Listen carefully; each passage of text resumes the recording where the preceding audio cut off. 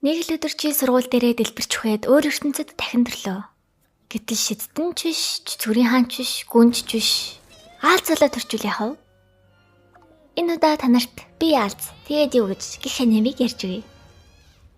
夢にまで見たような世界で争いもなく平和に暮らしたい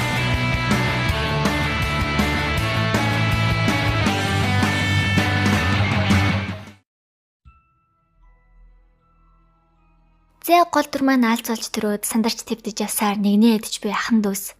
Хүүхдүүдээ шарсан төмс шиг эдэж байгаа ээжээсээ цухтан юмд гарна. Тэгсэн энэ нь яг левел ахдаг тоглоом шиг ертөнцөлж таарна. Одоо манай аалз левел 1 гэсэн үг. Аалз маань нэргүй болохоор нэргүйгээ тавьчих за. Өлснөөсөө болж өчгөө болоод ахарн зориг гаргаад өгсөн ах дүүсийнхээ үлдэгдлийг эднэ. Тэгсэн гэр бүлээ эдгч гих цалтай болчдөг. Яг л энэ шиг ер нь ямар нэгэн шаардлагыг хангах юм бол элдв янзын чадвар нэмэгдэж явт юм байна л да.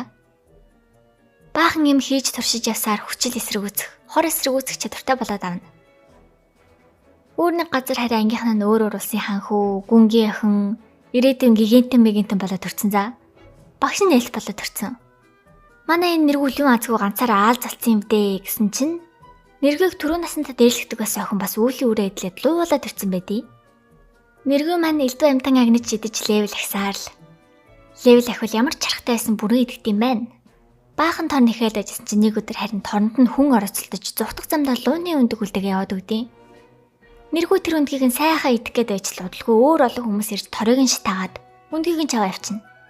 Ингээд зүхтахаас өөр юм хийж чадахгүй байгаа нэргүй маань өөртөө готраад уур нь хурж дахиж ингэж сул дорой байхгүй гэж хэдэндээ.